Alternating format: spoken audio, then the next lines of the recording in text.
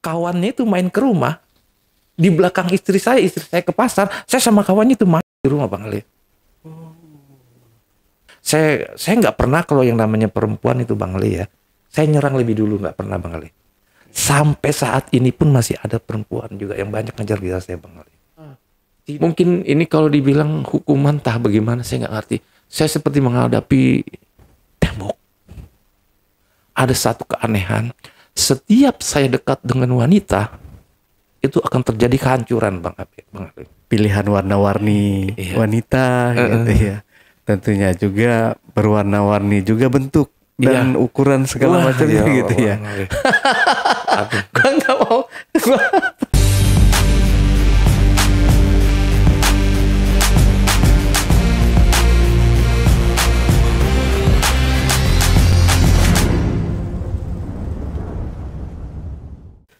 Assalamualaikum warahmatullahi wabarakatuh. Jumpa lagi berjumpa dengan saya Ale, Jejak Backpacker. Satu-satunya host paling tampan se-Bekasi dan sekitarnya, yang pastinya wajib diselamatkan. Kalau host sebelum ini wajib kita musnahkan bersama-sama. Dalam segmen Cuble, curhat dong Bang Ale. Di hadapan saya telah hadir seorang narasumber yang katanya narasumber ini punya kisah masa lalu yang langsung aja kita sapa narasumbernya. Oke, assalamualaikum. Waalaikumsalam. Bang Bems. Iya. Bems, Badan Eksekutif Mahasiswa. Bems, pakai S ya ujungnya. Pakai S. Oke, Bang Bems, terima kasih. Ini nggak pakai topeng ya? Enggak ya? 2 lapis nih. Hah? Pakai topeng nggak? Nggak usah. Nggak usah deh ya. Nggak usah ya? Oke. Kalau nggak usah, aman ya? Aman. Oke, Bang Bem. Ini Bang Bem punya kisah tentang masa lalu ya, seperti itu ya. Iya. Ini udah siap Bang Bem bercerita. Siap? Siap ya? Siap. Oke. Silakan kalau gitu Bang Bem. Kita mulai dari. Maaf Bang Bem, HP-nya di silent dulu sebentar. Iya, kita mulai saja ketika saya beranjak dewasa dulu. Ya. Awalnya saya tuh nggak tahu gitu ya apa sebabnya kok saya tuh punya suatu apa ya kayak daya tarik gitu ya. Saya bukan ini, memang kenyataan betul. Sampai nanti pada saatnya nanti orang-orang akan bilang seperti itu ya. Jadi ketika saya remaja dulu, selepas saya SMP saya kerja. Ketika saya kerja, saya sekolah malam SMA. Disitulah saya baru mengenal perempuan ya. Dari jujur waktu itu saya kalau yang namanya pacaran nggak pernah dari 1 perempuan, bahkan sampai 2, sampai 3. Bahkan sekali waktu itu di rumah ya, hari Minggu saya ingat waktu itu datang 3 perempuan ke rumah. Ibu saya sampai ketawa gitu kan. Rasain lu, kata ibu saya gitu kan. Jadi saya juga nggak ngerti apa sebabnya gitu kan. Ketika saya kerja, pagi saya kerja di suatu perusahaan di Jakarta Pusat ya. Di mana pada waktu itu ada semacam gathering gitu ya, Jadi semua karyawan itu kumpul, ada acara gitu. Kumpul. Sesama rekan itu ada salah satu rekan itu mendekati saya. Bems katanya, nanti malam lu main ke rumah gue ya, katanya gitu. Kenapa Bang? Gue bilang gitu. Saya waktu itu masih bujangan ya, belum berkeluarga. Pokoknya lu main aja deh ke rumah gue gitu ya. Ada sesuatu yang mau gue bicarakan sama lu. Selesai acara itu, Bang Ali, malamnya itu saya main lah ke rumahnya dia kan. Rumahnya itu di Depok, Bang Ali. Depok pada waktu itu nggak seperti kayak sekarang. Depok pada waktu itu masih sepi lah ya, jalanan masih sepi. Jadi saya ke sana, di rumahnya dia dikenalkan sama dia. Ini lu kenalin katanya istri gue katanya. Ini istri kedua gue katanya. Istri pertama lu udah gue ceraiin katanya. Ini istri kedua gue. Jadi setelah kayak gitu ngomong-ngomong, dia Bang Ali, orang ini bilang ke saya, Bems, gue mau kondangan lu sebentar ya katanya. Lu di sini aja jangan lama-lama. Lu di sini jangan kemana-mana. Gue nggak lama kok katanya. Jangan lama-lama Bang, gue bilang gitu kan. Nggak enak saya Bang, ini Bang Ali ya kan di situ sendiri sama istrinya, ada anaknya memang 2.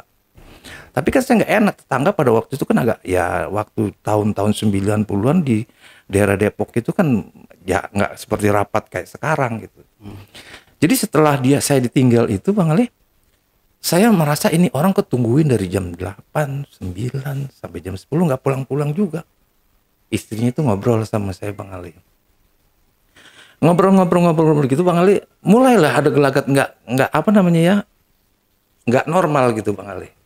Kayak deket merapat ke saya ngomong-ngomong gini gitu kan, ya meluk-meluk saya. Saya bilang saya nggak enak teh, saya bilang gitu kan. Nanti bagaimana sama si abang? Abang mau nggak saya kasih tahu rahasia? Katanya. Itu abang kemarin ngomong waktu di gathering sama abang katanya. Nggak ngomong, saya bilang gitu kan. Dia ngomong sama abang, ada yang mau dibicarakan sama abang, dia bilang gitu kan. Masalah apa tuh teh? Dia tuh mau bicarakan sama abang tuh maksudnya soal gini bang ya maaf katanya. Si abang itu katanya udah nggak bisa berhubungan lagi. Udah tua dia Bang Ali. Umurnya pada waktu ada mungkin sekitar 60-an ya. Istrinya masih 30-an, istri muda. Okay. Jadi saya minta cerai sama dia, Bang katanya. Terus dia nggak mau katanya. Alasannya istri yang pertamanya sudah diceraikan, yang ini masa cerai lagi, dia nggak mau cerai. Tapi dia kan butuh apa? Kebutuhan batin itu kan harus ada gitu ya. Jadi dia minta cerai tetap bersikeras nggak dikasih Bang Ali. Jadi mereka berembuk adalah solusi bahwa saya tuh boleh main laki-laki lain. Dan si suaminya ini teman kerja saya Bang Ali, dia mengizinkan tapi dengan syarat katanya. Orangnya itu saya yang tentukan katanya Bang. Oh. Jadi orangnya itu saya yang kepilih Bang Ali. Pada waktu gathering itu ya, saya dikenalkan sama istrinya nih dia orangnya gini. Jadi saya diundang ke malam itu Bang Ali. Saya pikir ini dunia udah gila kali kupikir gitu ya. Saya kan pada itu masih bujangan saya Bang Ali. Belum beristri. Kalau hal-hal begitu ya, kalau pacaran saya katakan sama Bang Ali itu 2-3 pacaran saya sudah biasa. Tapi untuk hal-hal kayak begini kan saya masih masih awam gitu kan. Akhirnya setelah dikasih penjelasan sama istrinya itu begini Bang katanya. Ini juga ada persetujuan abang katanya. Suaminya dia maksudnya gitu kan. Kalau enggak itu saya minta cerai Bang katanya. Jadi kenapa harus saya katanya. Dia tuh suka sama abang katanya. Suaminya itu suka sama saya. Dia tuh kalau istrinya harus berhubungan dengan orang harus dengan saya. Dengan orang lain dia nggak mau gitu. Makanya perjanjiannya seperti itu. Boleh kamu tuh berhubungan dengan laki-laki lain, tapi orangnya saya yang pilih. Nah, jadi malam itu Bang Ale, saya itu dengan rasa gimana ya masih agak gemeteran, was-was gitu ya. Tapi memang ya kalau boleh dibilang cerita itu ya malam itu terjadilah kita berhubungan suami istri gitu ya. Sampai pagi Bang Ale. Sampai pagi. Saya awal-awalnya juga agak-agak takut menolak gitu. Tapi karena ini cewek kan pengalaman sekali Bang Ali. Udah punya anak 2 gitu kan. Saya dirangkul terus saya sama dia. Akhirnya sampai pagi itu pulanglah dia. Begitu dia pulang, seperti tidak terjadi apa-apa. Seperti tidak terjadi apa-apa. Saya bingung gitu. Ini sandiwara macam apa gitu kan. Sang suami itu seolah-olah kayaknya nggak tahu gitu ya. Sang istri pun seolah-olah tidak ada kejadian apa-apa gitu. Tinggal saya yang kalang kabut. Saya yang kalang kabut Bang ini Bang Ali. Seiring berjalan waktu ya, saya dipindahkan kerja tugas. Jadi di satu divisi itu saya dipindahkan ke divisi lain. Tapi Bang Ali maaf ya, pada saat itu saya pacaran di rumah masih berjalan Bang Ali. Masih berjalan pacaran.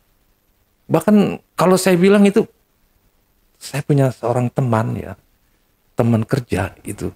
Kalau jalan sama saya dia sampai bingung Bang Ali. Perempuan kalau lu tegur BEM nggak ada yang nolak. Kayak di angkot, kayak di Metro Mini gitu. Kalau duduk itu Bang Ali saja ngobrol kayak orang kenal lama gitu Bang Ali. Kayak orang kenal lama. Dia kadang-kadang bingung. Kenapa sih lu kayak gitu? Nah, ini kawan saya yang ceritakan. Ini dia ini lain kerjaan tempat lain. Ya, lain tempat kerja lain. Ya. Lain, maksudnya bukan satu kantor sama saya. Ketika saya dipindahkan ke divisi lain, tempat saya kerja ini, dikenalkan saya sama manajer saya. Manajer saya sudah tua. Dia tidak punya anak Bang Ali. Terus dia bilang sama saya begini, kau tinggal di rumah saya aja BEM katanya. Rumah saya besar nggak ada yang nunggu katanya.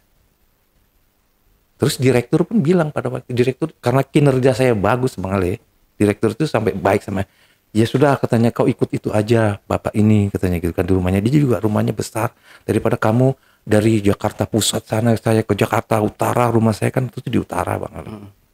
Jauh katanya di sana kan fasilitas juga nggak ngontrak apa semua. Akhirnya saya pikir-pikir yang ada salahnya gitu Bang Ali ya, sambil menghemat juga kerja lebih mudah gitu. Tinggallah saya di rumahnya Bang Ali. Rupanya Bang Ali percaya nggak? Saya diajak tinggal di rumahnya ada maksud terselubung Bang Ali. Maksud terselubung. Jadi itu terungkap setelah saya tinggal di rumahnya dia. Jadi yang saya tahu lakinya ini operasi paru-parunya tinggal sebelah Bang Ale. Manajer ini. Paru-parunya tinggal sebelah Bang Ale. Jadi kalau napas tuh kayak orang gimana gitu. Ya pokoknya udah parah lah Bang Ali. Dan maksudnya dia itu saya juga nggak ngerti. Saya tuh seperti seolah-olah disodor-sodorkan sama istrinya Bang Ali. Gila bener-bener Bang Ali. Bener-bener gila saya nggak habis pikir. Itu Bang Ali ya. Saya setelah kejadian saya tahu itu. Saya ingat sama kejadian yang waktu di Depok itu Bang Ali sama rekan saya juga itu. Saya pikir ini akan terulang lagi. Saya bilang gitu kan. Akan terulang lagi saya bilang. Jadi pada waktu itu saya ngomong sama dia lah ya. Saya ngomong begini. Maaf Pak saya bilang. Ceritanya ada suatu kejadian pagi itu ya. Saya lagi mandi Bang Ali ya. Suaminya sudah mau berangkat. Kita kalau berangkat bareng tuh pakai mobil sama dia Bang Ali. Suaminya sudah rapi. Saya lagi mandi. Lagi ganti baju. Ini istrinya masuk ke kamar Bang Ali. Mungkin kalau kayak orang udah gimana gitu ya. Masuk ke kamar saya. Mungkin saya gini-gini saya tolak Bang Ali. Terjadi keributan kecil. Suami ini keluar datang. Suaminya seperti apa ya. Kayak orang seolah-olah tidak terjadi apa-apa gitu. Tapi saya perasaan saya di dalam hati kan bagaimana Bang Ali ya. Itu suaminya saya numpang di sini. Semenjak kejadian itu saya ngomong sama dia. Pak maaf saya nggak bisa tinggal di sini lagi. Saya bilang gitu kan. Kenapa? Akhirnya saya ceritakan lah. Saya juga lagi kuliah. Waktu itu saya mau kuliah Bang Ali. Waktu itu saya sudah daftar di UT. Universitas Terbuka. Pada waktu itu tahun 80-an kan. Yang kampusnya di sana itu Bang Ali yang di Pondok Cabe. Itu lucu waktu itu kuliah itu kita modulnya itu masih dikirim lewat kantor pos. Nggak kayak sekarang UT hebat Bang Ali sekarang di tiap wilayah ada. Dulu hanya di sana. Jadi alasan saya itu. Saya mau kuliah Pak, saya bilang. Saya akan tinggal di daerah Pondok Cabe. Saya bilang kalau saya tinggal di sini kejauhan. Saya bilang gitu. Oh ya sudah katanya kan. Akhirnya laporlah sama bos itu yang perusahaan ini. Saya bilang saya mau keluar. Saya bilang saya mau kuliah. Padahal masalahnya itu Bang Ali yang bikin saya ilfil duluan ya. Masalahnya seputaran itu. Sampai pada di kantor itu pun ada satu wanita tuh punya suami juga masih tetap dia ngejar saya Bang Ali. Cuma saya nggak pernah ladenin gitu ya. Singkat cerita saya keluar dari perusahaan situ. Saya nganggur Bang Ali. Jalan kuliah 1,5 tahun. Saya kenal sama perempuan yang saya suka Bang Ali. Akhirnya menikahlah saya. Ya, setelah pacaran ini proses ininya pun hebat Bang Ali. Hebatnya apa? Perempuan ini cantik Bang Ali. Cantik sekali Bang Ali. Saya nggak bisa bayangkan pada saat itu benar-benar. Dan yang mau sama dia pun banyak. Ya. Tapi kenapa dia milih saya? Saya nggak orang apa, nggak punya apa-apa gitu ya. Istilahnya ya, memang saya dulu suka main musik gitu ya. Terus setelah saya kenal sama perempuan ini, ada kira-kira jangka waktu 1 tahun menikahlah saya Bang Ali. Tapi yang namanya setelah saya menikah itu Bang Ali kejadian bukan makin berhenti Bang Ali. Makin menggila. Artinya sama perempuan Bang Ali. Perempuan ini makin menggila. Jadi istri saya pun kalau kawannya itu main ke rumah. Di belakang istri saya ke pasar. Saya sama kawannya itu main di rumah Bang Ali. Gila Bang Ali. Itu bukan 1-2 orang Bang Ali. Saya bilang apa ini saya bilang gitu kan. Sudahlah ya. Setelah kayak gitu Bang Ali sama kawan itu ada 1-2 saya main. Terus saya waktu itu nganggur Bang Ali. Ketika nganggur saya dikasih tahu sama teman di perusahaan sini ada cari karyawan. Coba kamu lamar. Masuk saya perusahaan orang Chinese Bang Ali. Masuk saya lah. Perusahaannya kecil Bang Ali. Perusahaannya Bang Ali tahu cuma jual beli besi tua Bang Ali. Tapi dia ngelihat saya, mungkin dia ngelihat tekad saya tuh kalau kerja nggak pandang harus perusahaan wah gitu. Saya diterima Bang Ali kerja. Bekerjalah saya sama dia berdua. Bujangan dia Bang Ali. Singkat cerita, perusahaan ini makin lama makin maju Bang Ali. Semakin maju Bang Ali. Dan yang namanya perempuan itu Bang Ali, tetangga kiri kanan itu Bang Ali sama saya Bang Ali. Ini saya maju sedikit hanya untuk gambaran. Ibu saya sendiri pernah bilang, Bems, buang itu semua. Saya pikir saya punya apa gitu. Saya kerja di situ, perusahaan semakin meningkat Bang Ali, sampai dia punya pabrik Bang Ali. Dia punya pabrik paku, pabrik seng, sampai bank dia punya Bang Ali. Sama keluarganya ini, yang bos ini seumuran sama saya Bang Ali, seumuran persis, cuma beda hari lahir, tanggal lahir. Saya tuh dianggap bawa hoki sama dia. Mau apa saya dikasih Bang Ali.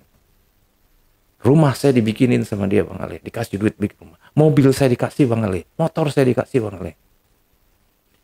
Karena dia bilang apa? Lu bawa hoki buat gua katanya.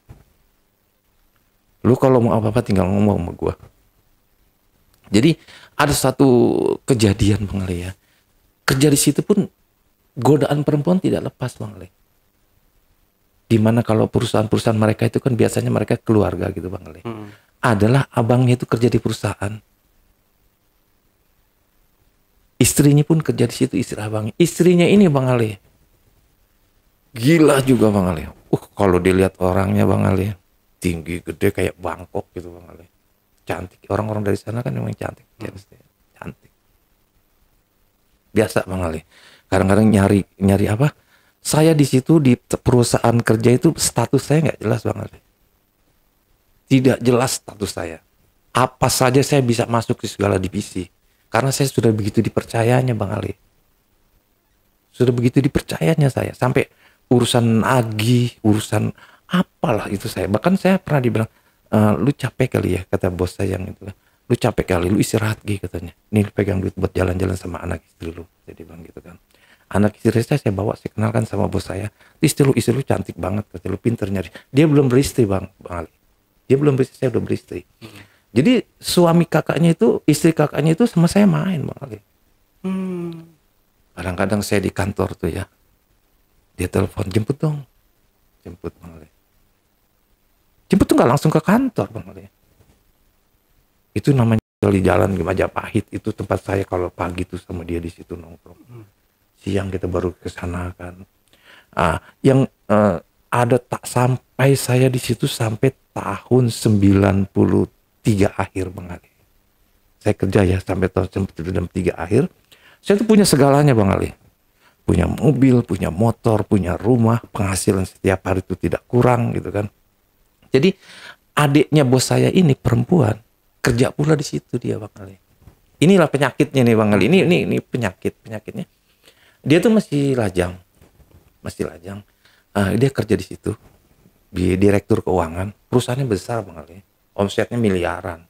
Orang di situ ada pabrik paku, pabrik seng, ada bank juga dia punya.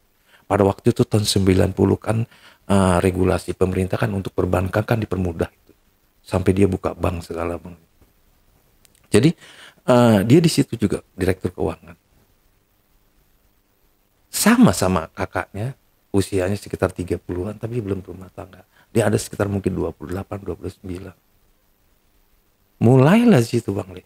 Saya tidak tahu Bang Ali apa mulanya. Ya, saya tidak pernah ngerti gitu. Hingga banyak sekali perempuan-perempuan yang apa ya? Boleh dibilang tuh saya anggap apa gitu Bang Ali ya. Saya nggak peduli gitu kan. Jadi yang ini pun seperti gitu. Adiknya tuh kalau minta jemput sama saya jalan-jalan dulu kemana. Sampai akhirnya terjadi affair saya sama dia. Saya laki-laki Bang Ali. Saya punya istri. Tapi kan kalau yang soal kayak gituan kan nggak ada batasannya. Gitu. Apalagi kita dalam masalah ini. Saya nggak pernah kalau yang namanya perempuan itu Bang Ali ya. Saya nyerang lebih dulu, nggak pernah Bang Ali. Sampai saat ini pun masih ada perempuan juga yang banyak ngejar saya Bang Ali. Tidak ada saya ngerayu gitu, tidak, nggak ada istilah kamu saya. Ataupun saya tuh ngeluarin uang untuk sama perempuan, tidak ada. Jadi pada masa-masa itu saya jalan lah sama dia Pak Bang. Dan bosnya ini, kalau dibilang bosnya ini teman saya Bang Ali. Kenapa? Dari nol Bang Ali. Saya katakan saya di perusahaan ini udah satu saya nggak jelas. Apa saja saya bisa, saya main golf Bang Ali. Main golf bareng saya sama dia. Main golf bareng. Ke rumah-rumah pejabat-pejabat nganter parcel-parcel itu saya sendiri pakai mobil mewah. Pada waktu itu tahun 87-88 mobil baby Benz sedang booming-boomingnya. Sendiri saya pakai mobil itu. Paling bos saya ngasih memo. Benz, lu belanja ke Pancoran sana beli ini. Orang yang ini lu antar-antar kayak gitu kan. Ya kasih parcel malam minggu gitu. Saya tuh buah-buahan saya antar. Sampai segitunya saya. Bahkan sampai istri saya ajak kadang-kadang pakai mobil bareng gitu kan. Jadi seiring waktu berjalan, Bang, yang namanya kita sepandai-pandainya menyimpan bangkai pasti ketahuan juga Bang. Saya sama adiknya, sama kakak iparnya pun saya masih. Jadi kakaknya itu yang lelaki, istrinya yang saya katakan tadi itu masih saya main sama dia. Dan sama dia pun main. Gitu. Main saya tetap gitu kan. Jadi kejadiannya pada waktu itu saya di rumahnya dia kan mewah banget ya. Dia minta pada saya untuk waktu itu benerin dong gitu, katanya keran di rumah bocor, netes airnya itu. Saya bilang kenapa nggak panggil tukang, kamar gua katanya gitu kan, nggak mau gue dimasukin tukang gitu kan. Biasa itu ada bohlam mati aja ini Bang Ali. Bohlam mati aja harus saya yang ganti Bang Ali. Dia nggak percaya sama orang lain. Karena apa? Di dalam itu banyak barang-barang berharga Bang Ali. Bukaan pintunya saya dari emas Bang Ali. Meja tuh beletak. Orang ini udah percaya banget sama saya Bang Ali. Saya tuh bukannya, bahkan mamanya sendiri ngomong, gue kalau ngelihat lu badan lu katanya, namanya kan si Dedi anaknya. Nama Indonesianya Dedi. Tapi nama Chinese saya nggak sebutin ya namanya Dedi. Gue kalau ngeliat lu sama si ini katanya sama banget dari belakang badan lu. Katanya. Apa yang dia punya Bang Ali, baju, sepatu, celana tuh kalau setiap tahun baru dia mau keluar negeri, dia pasti pulang beli baru, itu dikasihkan ke saya yang lama-lamanya. Sehingga kalau di kantor itu saya pakai baju itu, orang saya disangkain dia Bang Ali. Dari jauh tuh kalau saya udah jalan orang udah pada kabur Bang Ali. Sangkain ada bos. Karena mirip Bang Ali. Badannya tuh mirip banget sama saya. Enggak, bajunya tuh saya pakai celananya plek saya gitu. Sepatunya. Jadi begitu dipercayanya saya sehingga lambat laun saya disuruh perbaiki itu kamar mandinya. Disitulah kejadian Bang Ali. Saya pada awalnya sangat menjaga gitu Bang Ali. Saya sadar dia ini adiknya bos. Saya sudah punya istri. Ya. Terjadi di situ Bang Ali saya. Kamar mandi ya. Saya mandi kamar mandi sama dia sampai ke kasur segala saya di situ. Dia rupanya udah lama suka sama saya. Gue suka sama lu.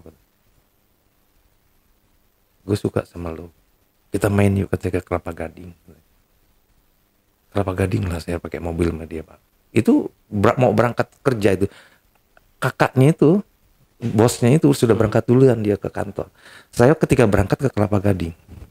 Di Kelapa Gading saya masuk ke restoran Pak. Restoran Chinese. Pesanlah makanan saya sama dia makan. Itu ketika saya lagi makan, itu bosnya restoran itu bawa kado. Pelayannya nganterin ke saya sama dia, saya lagi duduk makan. Apa ini? Saya bilang, ini dari bos.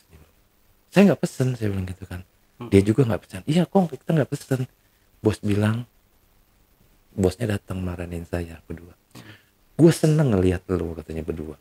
Lu pasangan yang serasi. Makanya gue kasih kue. Gitu. Aduh, saya pikir ini kok jadi tambah ruwet begini. Terus terang secara materi saya tidak kekurangan apapun Bang Wali. Pada waktu itu tahun berapa ya? Tahun 92, 93. Itu penghasilan saya satu hari hampir lebih dari 1,5 juta Bang Wali. Bayangin Bang Wali. Satu hari itu paling sedikit. Itu lain dari gaji Bang Wali ya.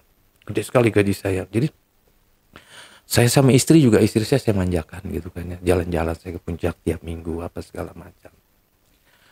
Semenjak kejadian itu Bang Ali, bos saya tuh kayak mulai melihat gitu kan, ini ada gelagat yang nggak bener. Bos sebetulnya sudah memberi lampu merah ke saya, kasih sinyal, hati-hati Bem, lu udah punya istri katanya. Karena dia ngeliat gelagat adiknya ini juga udah nggak apa ya beda lah gitu ya, yang orang yang menganggap kayak teman atau karyawan sama orang yang suka dari cara ngomong segala macam. Kalau sama kakaknya dia, kakak iparnya dia itu yang istri kakak iparnya, dia nggak peduli. Soalnya apa, kakak iparnya nggak punya anak Bang Ali, tidak punya anak. Jadi kalau kayak saya lihat, saya perhatikan kayaknya mereka juga memang kurang gitu ya, suaminya itu nggak ini. Jadi ngejar saya. Kalau dia itu nggak masalah. Ini kalau masalah adiknya itu dia sempat ngomong kayak gitu sama saya. Lu udah punya istri katanya, hati-hati gitu kan. Sudahlah. Jadi sekali waktu Bang Ale, di rumahnya itu terjadi saya lagi main ketangkap basah Bang Ale. Tangkap basah saya Bang Ale sama dia. Asli. Dia nggak marah, dia keluar kan. Dia waktu itu belum kawin Bang Ale. Belum nikah. Saya sudah berapa kali menjodohkan dia sama wanita. Tapi kalau orang dia itu kan harus jodoh dengan orang yang sionya ini susah gitu Bang Ale. Berapa kali saya jodohkan. Jadi dia kayak orang kecewa sama saya, kayak orang kecewa gitu. Saya merasa nggak enak Bang Ali ya. Saya bikinlah surat pengunduran diri. Saya udah merasa nggak enak Bang Ali, merasa nggak enak sama sekali. Saya bikin surat pengunduran diri. Dia bilang apa Bang Ali? Lu nggak usah berhenti katanya. Lu nggak usah berhenti. Ngapain lu pakai berhenti katanya. Saya mau cari suasana beda dulu bos. Saya bilang gitu kan, gini. Sampai dia marah-marah sama saya. Saya tetap minta berhenti. Saya minta berhenti Bang Ali. Akhirnya Bang Ali, mobil, motor, semua yang ada yang fasilitas dari kantor, lu bawa pulang ke rumah buat lu. Gue nggak bisa bilang apa-apa kalau kayak gini katanya. Dia juga nggak enak sama masalah adiknya Bang Ali. Ya. Akhirnya lu ngadep sama si adiknya itu namanya si A, lu ngadep sama si A sana katanya. Maksudnya untuk administrasi, penyelesaian administrasi. Itu saya nangis di situ Bang Ale. Dia tuh benar-benar cinta sama saya Bang Ale. Sampai dari meja ini buka laci saya, itu di depan saya ditunjukkan itu buku tabungan, 3 buku tabungan. Atas nama saya, istri saya dan anak saya Bang Ale. Nih kalau lo mau tahu katanya. Saya nggak ngomong apa-apa Bang Ale. Saya diam aja kan. Ini lu bawa pulang katanya, lu kasih anak istri lu katanya. Gue tuh suka sama lu bukan sekedar suka, benar-benar suka, tahu katanya. Gitu. Dengan perasaan yang nggak karuan, saya keluar tuh Bang Le. Keluar sih Bang Le. Disinilah masalah tuh bukannya makin hilang, makin tambah lagi Bang Le. Tambahnya di rumah Bang Le. Istri yang biasa uang nggak kekurangan apa segala macam, mulai ngulah Bang Le. Tambah sama orang luar, ada yang kayak gini gitu ya. uang dari dikasih sama bos saya dari saya itu, saya coba untuk usaha Bang Le. Saya waktu itu usaha bunga Bang Le. Ambles Bang Le. Memang pada itu kondisi nggak berpihak ke saya kali ya. Habis uang tuh Bang Le. Habis uang tuh, habis. Jadi dalam kondisi seperti itu, saya lagi nganggur Bang Ali. Saya coba kredit Bang Ali, kredit taksi Bang Ali. Kredit taksi. Di situ tambah parah lagi Bang Ali. Semakin banyak saya kenal sama dengan orang di luar perempuan, itu perempuan nggak kira-kira Bang Ali. Bang Ali, makanya saya tuh semenjak kejadian itu Bang Ali ya, sampai saya pisah sama istri Bang Ali. Saya pisah Bang Ali. Anak saya 3. Pisah sama istri, anak ikut saya semua Bang Ali. Saya nganggur Bang Ali. Tapi saya punya taksi. Mobil, motor itu saya jual semua Bang Ali. Rumah sama dia. Bang Ali. Jadi anak ikut saya. Saya bawa ke rumah ibu saya tuh anak saya semua. ibu saya ngomong apa Bang Ali sama saudara-saudara?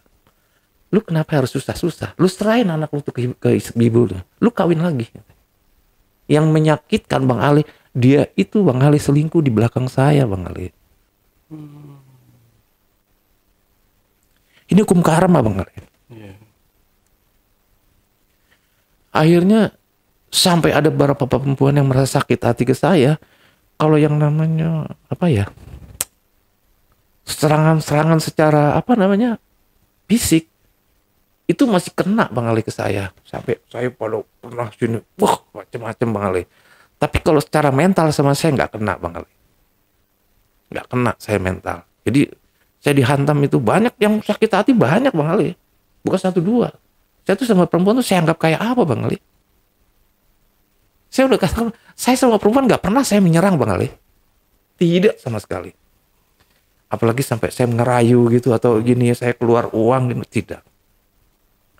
Sama istri pun begitu, dia bercerai, wah sakit saya Bang Ali. Selama ini saya tidak membayangkan dia akan bisa berlaku seperti itu Bang Ali. Sakitnya minta ampun Bang Ali. Anak ikut saya semua. Di saat kondisi seperti itu Bang Ali, saya tidak punya rumah, kontrak, anak ikut saya, tidak kerja. Waduh, saya pikir ini kiamat, saya bilang. Saya bawa taksi pun tidak bisa. Ujung-ujungnya taksi itu saya jual Bang Ali. Untuk biaya hidup. Semua udah habis Bang Ali. Semua udah habis barang. Terakhir taksi itu saya jual. Mungkin ini kalau dibilang hukuman entah bagaimana saya nggak ngerti. Saya seperti menghadapi tembok. Maju saya mepet, mundur saya mepet. Adik saya, kakak saya sampai bilang begini sama saya. Lu orang pinter. Pernah jadi kayak gitu loh. Hidup kayak gembel gitu. Sama jadi kuli bangunan. Kenapa begitu loh? Tapi saya nggak tahu Bang Ali. Itu seperti saya tuh buntu sama sekali Bang Ali. Tapi yang namanya perempuan masih Bang Ali.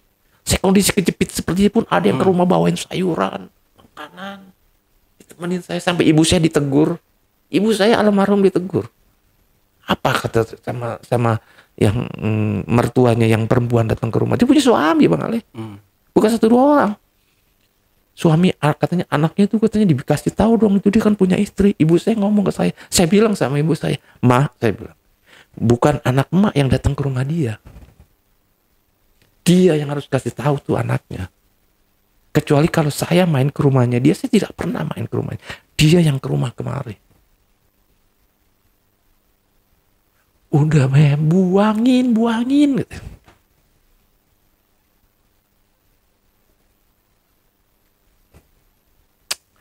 Ada lagi suatu kejadian yang aneh Bang Le. Kalau yang namanya benda-benda mistik itu saya bukannya ini Bang Le. Saya nggak percaya sama yang begitu-begitu Bang Le.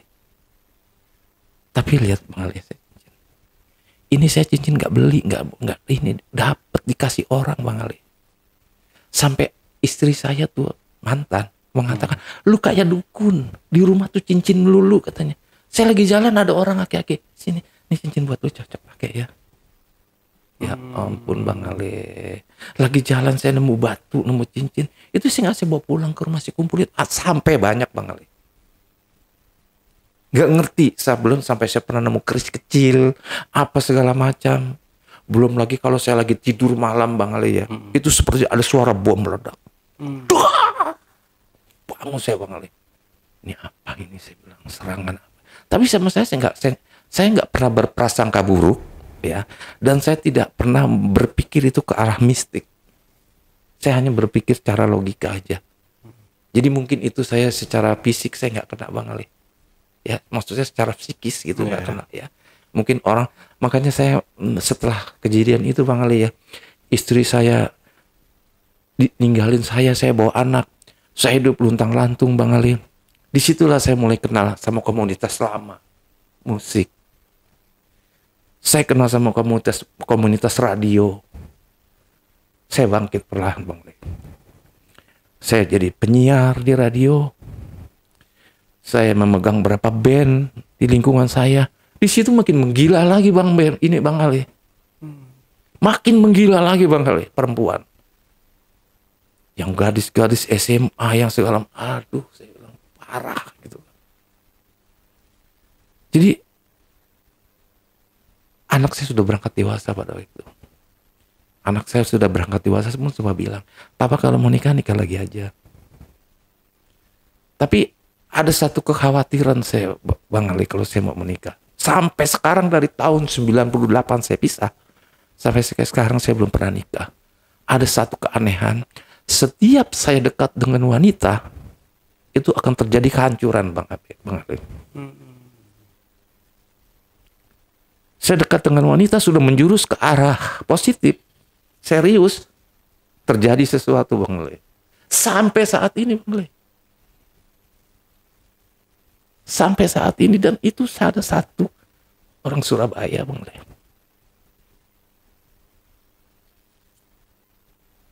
Dia ngajak berumah tangga sama saya. Tapi saya takut. Terjadi.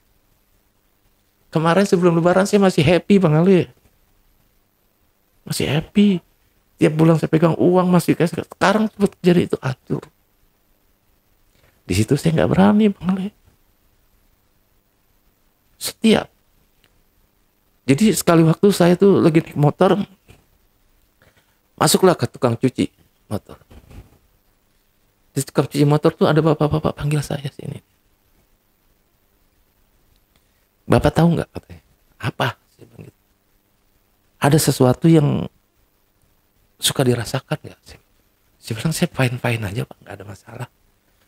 Saya kasih tahu ya, itu foto adik katanya. Itu ditanam di kuburan sama seorang katanya. Loh. Saya pikir siapa orang ini gitu? Nggak kenal saya Bang Ali. Tidak kenal, saya lagi cuci motor saya lagi nyuci. Gitu. Nggak kenal saya sama orang ini gitu kan. Kok udah bisa gitu Pak? Maksudnya apa? Ya nggak tahu katanya. Tapi yang jelas foto Ade itu katanya ditaruh di kuburan, ditanam. Mungkin maksudnya dia bilang, Ade tuh gak akan bisa nikah lagi.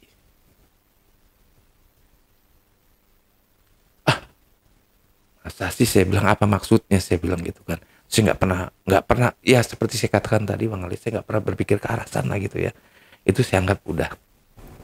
Ya, jadi pada waktu masa-masa sulit itu Bang Ali, saya ya sama anak saya Bang Ali, saya kenal sama komunitas lama di musik. Sampai ada channel di YouTube saya di musik ada channel saya di YouTube, channel musik. Kemudian saya juga suka siaran di radio, walaupun memang radio semacam radio ini Bang Ali, radio komunitas gitu Bang Ali. Ya, radio komunitas waktu itu kalau nggak salah radio ini memang radio untuk komunitas masyarakat lingkungan ya. Jadi kita siaran di situ dan banyak yang suka gitu kan ya, seperti Bang Ali tahu perempuan tuh kayak apa gitu sama saya. Terakhir Bang Ali, ketika saya kenal sama perempuan lagi, saya katakan sama dia, kita berteman aja, saya bilang kan. Kenapa? Saya rasa saya tidak akan bisa membahagiakan kamu, saya bilang. Kenapa? Nantilah kamu tahu sendiri. Kenapa saya bisa berkata seperti ini? Dari dulu pun saya selalu begitu Bang Ali. Ya, ada rasa ketakutan di dalam diri saya bahwa saya tuh takut nanti dikhianatin lagi seperti itu. Tapi saya yakin Bang Ali ya, saya yakin banget semua yang terjadi sama saya ini karena mungkin atas kehendak Tuhan Bang Ali, Allah Subhanahu Wa Taala. Karena kalau tidak atas kehendak Dia tidak akan terjadi. Mungkin saya sudah terlalu kelewatan kali gitu ya. Jadi saya dihukum gitu. Saya terima nggak masalah buat saya. Tapi teman-teman kadang-kadang suka ngomong, lu dari tahun 98 sampai kemarin tahun 2025 nggak kawin-kawin, lu bagaimana? Lu nggak kepengen kawin lagi? Kalau gue namanya buat kawin nggak kepikir. Tapi kalau namanya pacaran kan banyak pacar. Apalagi kita maaf ya, kalau kita sama-sama yang single parent gitu, kita pacaran. Kita suka, dia suka, kita minta pasti dikasih. Oh gitu ya? Iya Bang Ale, logikanya seperti itu. Dia suka sama kita kan, dia mau, kita mau kan. Terjadi lain kalau sama yang gadis. Saya kalau sama gadis nggak berani Bang Ale. Walaupun sudah kondisi parah ngejar, saya nggak akan berani Bang Ale. Tapi kalau yang namanya single parent atau yang ini saya main. Tapi kalau sama gadis-gadis saya nggak mau. Walaupun sudah pasrah di depan saya Bang Ale, ini saya berpikir. Iya. Banyak ada anak-anak SMP tuh sama saya sudah Kalau saya pikir tinggal tikam saja gitu, tapi saya berpikir kasihan gitu kan. Kalau sekedar ya biasa gitu-gitu nggak masalah. Tapi kalau dia single parent atau istilahnya sudah statusnya sudah nggak ini lagi, nggak masalah. Saya akan tanya sama dia. Gitu. Makanya saya bilang sama teman-teman, lu sekian tahun nggak gini, lu jadi odol dong tuh katanya, dia bilang gitu kan. Karena nggak ini. Ya lu gila lu, mana ada sih tahan gue sekian tahun nggak begitu-begitu. Lu pacaran dong sebenarnya namanya sama. Saya cerita Bang Ali ya. Ini sebelum yang orang sana itu, ada orang satu sini, orang Jakarta Selatan sama orang Palembang Bang Ali. Begitu gilanya dia mengejar saya Bang Ali. Sampai dia katakan begini Bang Ali, gue bayar lu, gue beli lu katanya. Gila Bang Ali, gue beli lu katanya. Saya makin ketakutan Bang Ali. Demi Allah, saya bukannya malah senang, malah takut. Sampai saya mau ditransfer uang, saya katakan, gue nganggur sekarang gini. Lu usaha apa di Jakarta yang bagus? Dia bilang, kayaknya jualan gas kali sama apa namanya ya, gas sama aqua gitu ya Bang Ali, yang risikonya nggak terlalu ini. Berapa modal? Modal sekitarnya 20-30 juta lah, bilang gitu kan. Gue transfer ya katanya. Tapi lu harus nikah sama gue katanya. Mikir saya Bang Ali, orang Sumatera Selatan. Orang Sumatera Selatan. Sampai sekarang tuh Bang Ali masih teleponin. Saya nggak pernah jawab, saya nggak WA, saya nggak balas. Demi Allah ya, masih ada di WA tuh suka telepon. Saya tidak merespon karena saya takut Bang Ali. Bener-bener takut Bang Ali. Satu lagi orang sini, orang Jakarta Selatan, begitu juga Bang Ali. Orang ada juga. Kalau keluar sama saya, makan sama anak-anak saya sudah kenal. Makan apa dia yang bayar? Apa saya keluar, gue gak punya apa-apa. Sekarang ini gue cukup happy kayak begini aja, walaupun gue kadang-kadang anak saya udah berkeluarga semua Bang Le. 3 anak saya tuh sudah berkeluarga semua. Jadi saya tuh kadang-kadang mau tidur di mana saya? Mau di anak saya yang bungsu atau yang nomor 2 atau nomor 3. Kayak gitu. Cucu sudah ada. Cucu ada. Jadi kehidupan saya sekarang kalau dipikir udah sebetulnya udah nggak ada beban gitu ya. Tapi saya masih tetap gitu, kalau umpamanya ada bisnis atau kerja masih saya kerjakan. Cuman ya itu Bang Ale, yang namanya perempuan ini yang selalu bikin saya tanda tanya tuh begitu Bang Ale. Itu perempuan entah apa yang dicari. Waktu saya siaran malam, saya siaran tuh kalau malam ya, itu segmen saya segmen curhat Bang Ale di radio. Itu mulai dari jam 11 sampai jam 1, kadang-kadang minta perpanjangan waktu sampai jam 3. Itu perempuan semua Bang Ali. Bahkan kalau datang ke studio nanya, yang mana yang namanya Ben? Saya nggak pernah mau ngaku Bang Ali. Teman saya suruh lu tuh sana, bilang aja gue gitu. Gak pernah mau ngaku saya, yang mana sih yang namanya Ben katanya. Gue mau kenal sama yang namanya Ben. Tuh. Tapi lama-lama ketahuan. Ya ampun Bang. Ada perempuan datang sekali waktu masuk ke kamar saya langsung Bang Ali.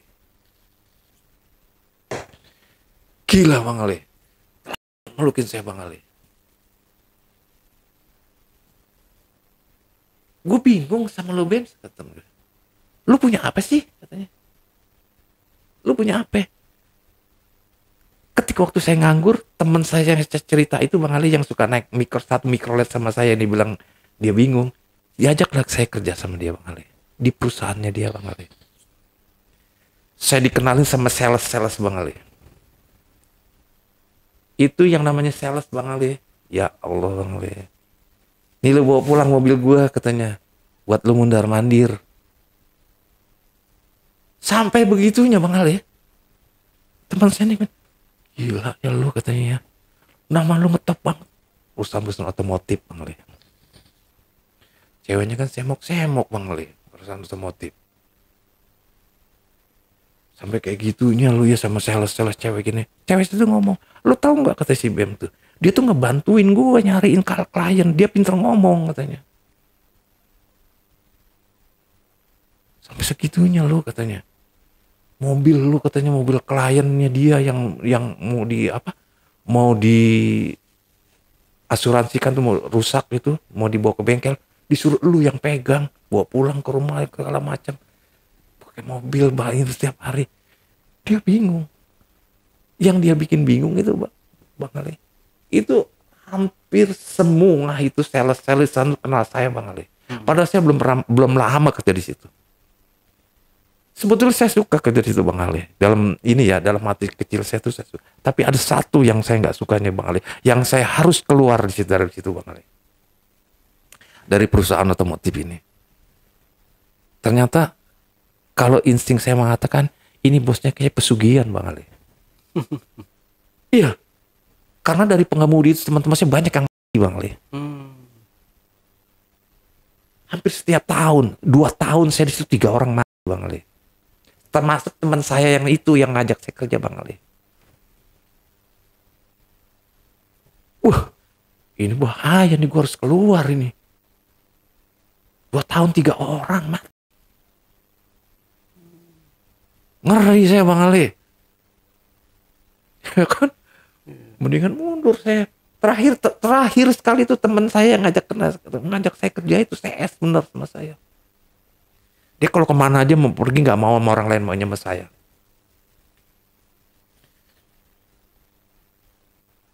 Aduh Bang Ali, saya kalau cerita itu ya ketika saya pada masa-masa sulit itu Bang Ali. Masa-masa sulit yang anehnya itu Bang Ali ya, yang saya nggak habis pikir, yang tidak pernah saya habis pikirkan. Itu sesulit apapun saya, yang namanya perempuan itu nggak pernah lepas Bang Ali. Itu yang bikin saya bingung Bang Ali. Bahkan saya katakan tadi, ibu saya pun sampai mengatakan seperti itu. Ibu saya tuh tidak percaya kalau saya tidak punya ilmu kayak soal perempuan. Tidak percaya dia. Tidak percaya. Makanya sampai dia katakan, Ben, buang. Dia orang tua saya, dia tahu. Saya nggak punya apa-apa Bang Ali. Sampai ketika saya susah, waktu sulit saya ya Bang Ali. Saya pernah jadi kuli bangunan Bang Ali. Jadi supir angkot Bang Ali. Mentok dunia. Merasa kayak gue diginiin gitu ya. Gue kok kayak selama ini sama istri gue kok fine gue. Gue total sama lu kok begini sama gue. Lu sanggup buat gue begini gitu. Sakit. Jadi alhamdulillahnya ketika masa-masa itu pun ada hiburan gitu Bang Ali. Anak saya pun ada yang jagain gitu. Alhamdulillah lah. Jadi mungkin kalau dibilang saya nih kena karma atau kasarnya kualat, ya saya akuin. Itu saya akui. Kenapa sampai saat ini saya nggak punya istri, saya sendiri mau kawin selalu seperti itu saya akui. Dan saya yakin juga ini semua terjadi karena kehendak Allah Subhanahu Wa Taala. Tanpa restu dari dia segala sesuatu itu tidak akan terjadi. Yang namanya kiriman ini, kiriman itu, karena saya tidak berpikir ke arah sana dan saya yakin ada yang maha kuasa, itu tidak akan terjadi. Semuanya atas kehendak Allah. Tidak ada sesuatu pun kekuatan yang bisa menandingi kekuatan Allah. Jadi kalau kata Allah, jadi. Tapi kalau kata tidak, berapa kali pun kamu diperbuat, kamu tidak akan terjadi itu. Itu saya yakin banget.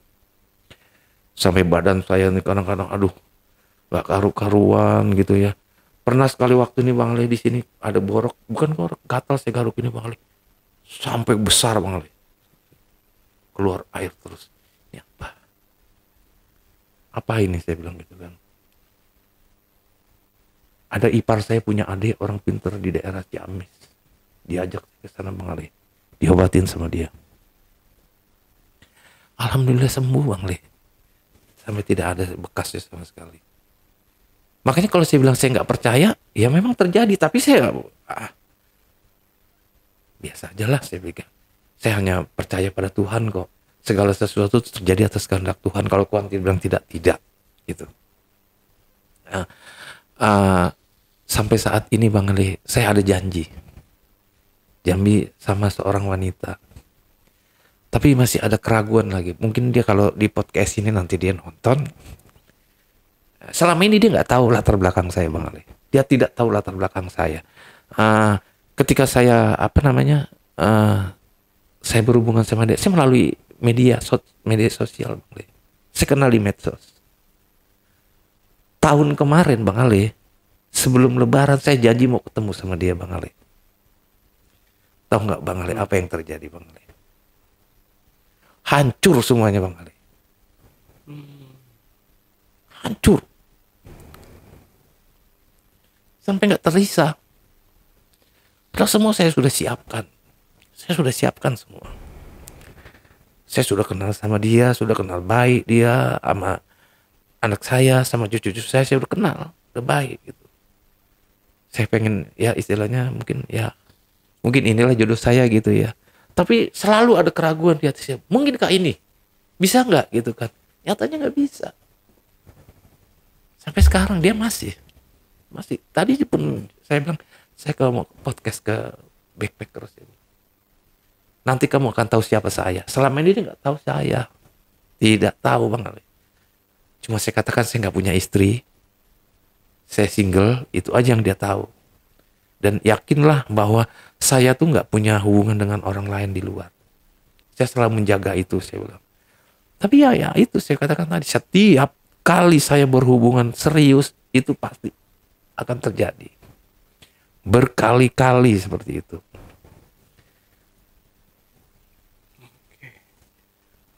Seru juga ya pengalaman hidup dari Bang Bems ini ya. Itulah. Tapi Bang Bems memang kalau ada yang selain si yang kenal ini yang terakhir, kalau ada yang mau kenal lebih dekat lagi sama Bang Bems, terbuka untuk orang. Selalu Bang Ali, selalu ada keraguan seperti itu. Karena bukan sekali dua kali terbukti gitu loh. Bukan sekali dua kali terbukti. Sampai yang terakhir ini pun saya katakan, kamu sabar ya. Iya. Berarti nanti next ke depannya mungkin kita bakal ada ini Bang ya. Kalau misalkan Bang Bems terbuka nih buat mungkin yang single parent di luar sana yang kira-kira mau kenal lebih dekat sama Bang Bems. Kayaknya kita bakal ada segmen baru lagi nih. Oh iya. Boleh, apa namanya segmen Joblay. Jodohin dong Bang Ale. Enggak. Ya, kayaknya enak join le ya. Iya. Join le gitu. Jodohin dong Bang Ale. Iya. Jadi karena di sini banyak ya apa namanya duda dan janda yang curhat ke kita gitu. Bang Bems. Oke. Nah, di sini Bang Bems kan sudah lelah ya, boleh dibilang cukup lelah ya dalam menjalani hidup dengan berbagai macam pilihan warna-warni wanita gitu ya. Tentunya juga berwarna-warni juga bentuk dan ukuran segala macamnya gitu ya. Gua nggak mau, saya sebenarnya nggak mau ngebahas ke sini sebenarnya ya. Cuma tuntutan kerja nih, tuntutan kerja, jadi saya mengarahnya ke sini. Tapi kalau si istri itu ketahuan, ini kita ulas ke istri dulu ya. Ketahuan dia selingkuh dengan pria lain itu waktu di mana itu Bang? Sebetulnya begini Bang Ali ya. Kalau untuk selingkuh, dikatakan selingkuh kayaknya enggak juga Bang Ali. Karena apa begini Bang? Ketika saya dalam masalah jatuh, orang tua ikut campur tangan Bang Ali. Oh, oke. Itu. Jadi terjadi keributan kecil. Dia tuh kepinginnya saya kembali lagi kerja ke tempat dulu Bang Ali. Dia tidak tahu masalahnya saya keluar Bang Ali. Oh. Dia tidak tahu masalahnya saya keluar. Dia ingin saya kembali lagi. Saya kan tidak bisa. Ya, sampai orang tua ikut campur tangan. Sampai pada tahap-tahap saya pisah ranjang, dia dijodohkan sama orang lain Bang Ali. Sakitnya minta ampun Bang Ali. Iya. Waduh, saya rasanya gelap benar pada itu dunia. Mentok saya. Seperti di depan malam tembok, anak-anak ikut saya tiga. Iya. Aduh. Ya namanya hidup ya. Tapi ya itu ya mungkin apa yang terjadi sama Bang Bems ya mungkin itu adalah boleh dibilang ya hukum tabur tuai berlaku. Iya, betul. Atau Saya yakin kalau banget orang itu saya. lain menyebutnya hukum karma. Betul. Itu. Jadi apa yang kita lakukan di masa yang lalu bakal terjadi di masa yang akan datang gitu ya. Apa yang kita tabur itu yang akan kita tuai. Betul. Ya itu namanya hukum tabur tuai itu tadi ya. Nah, selanjutnya Bang Bem setelah itu bagaimana usaha Bang Bem dalam membesarkan anak-anak nih? Otomatis kan ibunya nggak ini tanggung jawab Bang Mm-mm. Bem sepenuhnya dong Iya, ya, karena iya, iya, sebagai iya, seorang ayah ya. iya, iya, iya. Itu pasti ya berat, tapi namanya rezeki kalau anak untuk anak itu pasti ada aja gitu Bang Iben. Iya, iya. Jadi gini Bang Ali, kerja yang bisa saya lakukan pada saat itu hanya bawa taksi Bang Ali. Hmm. Mana anak ketiga itu yang kecil baru umur kelas 1 SD. Nomor 2 kelas 6. Nomor 3 SMP perempuan. Kerja, berbagai macam kerjaan saya sudah lakukan Bang Ali. Akhirnya yang cocok itu cuma bawa taksi Bang Ali. Itu saya lakukan pagi-pagi subuh saya keluar buat taksi keluar. Jam 7 saya balik ke rumah siapkan anak-anak sekolah. Setelah anak sekolah saya nyari lagi duit. Jam 1 siang saya balik lagi nyiapin makannya. Sampai malam saya naik baru saya balik pulang. Itu saya lakukan bertahun-tahun Bang Ali. Dan Bang Ali tahu nggak? Di taksi ini lebih gila lagi soal perempuan Bang Ali. Lebih gila Bang Ali di taksi ini. Saya main di taksi itu bukan hanya di taksi, maaf, taksi yang terbesar saat ini yang masih eksis ya. Bang Ali tahu pasti taksi. Online pun ketika awal-awal itu saya main di online juga. Itu tantangannya perempuan lebih berat lagi Bang Ali di taksi. Dimana kita banyak ketemu orang di luaran gitu ya. Dari berbagai komunitas atau segala macam. Perempuannya pun begitu. Jadi itu pernah sekali waktu saya dapat penumpang Bang Ali. Wanita. Dia karyawan sebuah bank swasta. Pada waktu itu bank swasta itu terbesar di Indonesia. Naiklah taksi saya Bang Ali. Dia berdua naik Bang Ali. Saya pakai mobil Avanza Bang Ali. Kan saya online toh. Dia order dari kota. Naik dia berdua. Di belakang dia duduk. Sampai di bilangan Manggarai. Mbak, aku bilang ini tadi lembur ya. Malam jam 10 dia habis lembur. Iya besok mau clearing Pak. Jadi kita harus rapi-rapi nyiapin buat besok. Si Mbak yang satu rumahnya sama-sama di Depok berdua. Saya cuma sendiri Pak. Sendiri dia bilang Bang Ali. Jelas mata saya ngeliat naik 2 orang Bang Ali. Ah masa sih Mbak? Saya bilang kamu naik berdua tadi. Saya bilang sendiri Pak. Saya nengok ke belakang memang sendiri Bang Ali. Mas Bapak katanya. Saya jadi takut katanya. Turun berhenti Pak. Saya pindah di depan dia Bang Ali. Takut dia Bang Ali. Dan kejadian bisnis kayak begini di taksi itu bukan sekali 2 kali Bang Ali. Kalau saya cerita setback ke belakang ya. Setback ke belakang jadinya. Kejadian ini karena Bang Ali nanya cara saya menghidupkan anak saya. Jadi saya kilas balik ke belakang gitu. Itu lebih parah lagi Bang. Sampai saya sama dia Bang Ali ini wanita ini. Dan gilanya Bang Ali. Gilanya. Dia punya suami Bang Ali. Itu di taksi baru. Gak di Bang Ali. Oh, Dia berduit Bang Ali. Karyawan bank. Berduit pada waktu itu. sempit ya kalau di taksi ya. Saya nggak pernah mau Bang Ali di taksi. Karena apa? Itu tempat saya cari makan Bang Ali. Enggak, jangan biasakan, itu bahaya. Jadi dia tuh uang banyak Bang Ali. Pagi kadang-kadang dia minta jemput jam 5 ke puncak saya Bang Ali sama dia. Sampai jam 10 nanti saya antar dia ke kantor. Nanti malam jemput lagi gitu. Duit Bang Ali. Dan yang gilanya Bang Ali, yang saya yakin banget hukum karma itu berlaku Bang Ali. Suaminya dia itu Bang Ali. Ya, namanya sama persis sama yang ngerebut namanya istri saya Bang Ali. Di situ Bang Ali saya, ya Allah, saya bilang kok bisa begini. Namanya sama Bang Ali. Saya bermain dengan istrinya, istri saya dibermainkan gitu. Sama Bang Ali. Sampai dia bilang, kamu berani gak rebut aku dari suami? Gila, gue punya istri. Saya bilang, kalau lo mau katanya, gue punya aset itu pada waktu itu tahun 90-an Bang Ali. Ya, 97, 98 ya. Gue punya rumah, ada 3 rumah, kalau gue jual aset gue mungkin ada sekitar sampai 600 juga. kita pindah, kita nikah ke Mata Selatan. Ngajak begitu banget. Gue punya istri. Saya belum cerai waktu itu. Belum tuh. Abis ketahuan itulah sama istri saya langsung tuh gonjang anjing. Tambahan saya tuh kerja sudah nggak teratur. Kalau di taksi itu kan pulang malam gitu ya. Uang juga nggak terlalu banyak waktu seperti saya kerja dulu. Mulailah ngulah di situ. Sampai kejadian saya pisah sama istri saya.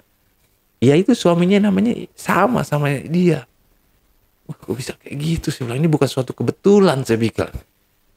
Bukan suatu kebetulan, saya bilang.